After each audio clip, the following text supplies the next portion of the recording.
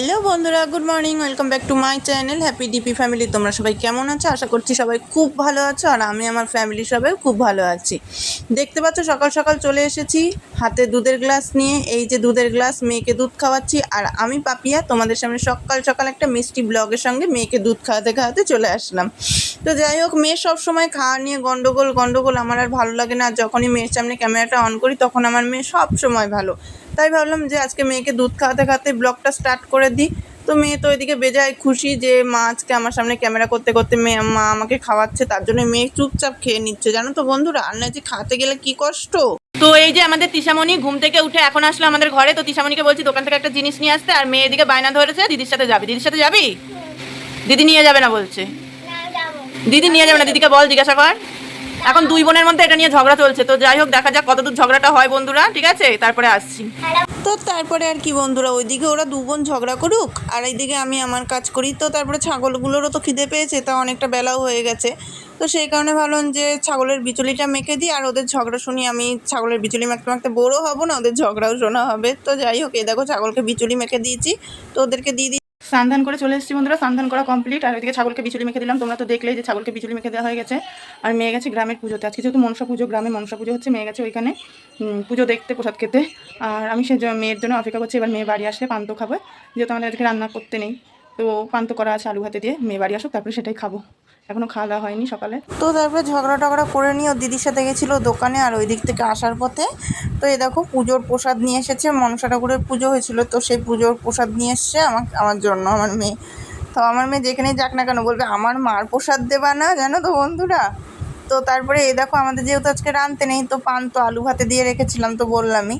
তো এই যে আলু ভাতেটা ভালো করে মেখে নিচ্ছি। আর এই যে পান্তো ভাত, আমার মেয়ে যে পান্তো ভাত দিয়ে আলু ভাতে যে কী ভালোবাসে সেটা তোমাদের সামনে আর কী করে বলবো। তো পান্তো ভাতটা অতটাও প্রিয় না, কিন্তু আলু ভাতেটা ভীষণই প্রিয় আমার মেয়ে। তো সেটাই টেস্ট করতে দিলাম, বলছে মা ভীষণ ভালো হয়েছে। তো তারপরে এই যে মা মেয়ে মিলে একদম জমিয়ে পান্তো ভাত দিয়ে আলু ভাতে দিয়ে খেতে বসে পড়েছি। তো তারপরে সেটাই খাচ্ছি।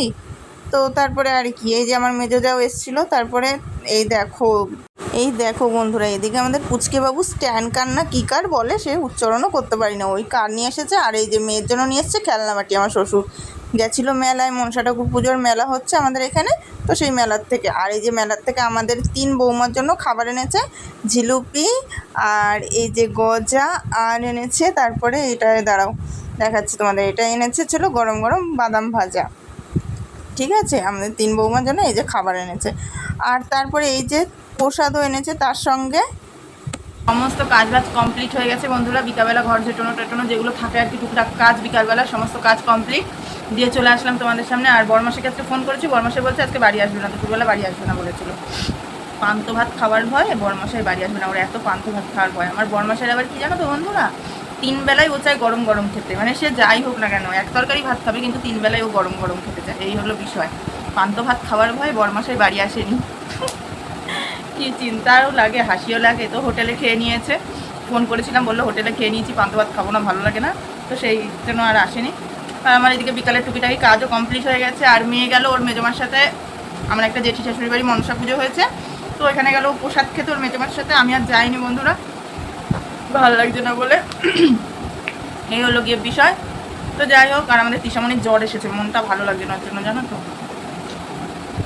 জ্বরের ওষুধ বললাম খেয়ে নেই, দেখা যাক। খেয়েছি, এখনকার জ্বরগুলো ভালো না তো। তো তারপরে আর কি বন্ধুরা, তারপর সন্ধ্যা হয়ে গেছে। তারপরে একটুখানি দোকান থেকে চিড়ে মুড়ি চিনি এগুলো নিতে এসেছিলাম, কেননা চলো গিয়ে রাত্রেবেলা তো আবার খেতে হবে। তো তারপরে আবার বরমাসাহেব তো ফোন করে বললো যে রুটি আর তরকা নিয়ে যাবো। তো যাই হোক, থাকুক ঘরে। দেখেছিলে বন্ধুরা, সেই সন্ধ্যাবেলা দোকানে গেছিলাম, দোকান থেকে এসে মেয়েকে এই যে মেয়েকে বই পড়াচ্ছিলাম। এই যে এই দেখো, কোনো টেবিলও নামানো হয়নি, নিচে পড়ার টেবিল। তো মেয়েকে পড়াচ্ছিলাম, মেয়েকে পড়ি টড়ি নিয়ে ওকে একটুখানি হাতে লেখা করতে দিয়েছিলাম। ওকে এদিকে হাতে লেখা করতে দিয়ে আর আমি এই পাশে শুয়ে পড়ে, মানে বলছি কি তুই হাতে লেখাটা কর, আমি এদিকে ঘুমাই। আমার এত ঘুম পেয়েছে, পড়েছি ঘুমিয়ে। তো এখন বেশ 10:30টার মতন। এখন হচ্ছিল বড়মাসাই ফোন করেছে, আর তড়িমড়ি দিয়ে লাফ দিয়ে উঠেছি। আর ফোন করে বলছে কি রুটি আর তরকা আর কি নিয়ে যাবো। আমি বলছি আর কিছু আনতে হবে না, ওই আনলে হবে। ঠিক আছে তাহলে রুটি তরকা আর মিষ্টি নিয়ে যাবো, ঠিক আছে।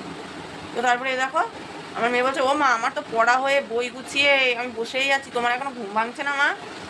কিরকম দাঁড়ে বলো, আমার ঘুম সত্যি। তুমি আজকে ঘুরতে গেছিলাম মনসা পূজায়? পোশাক খেতে গেছিলাম।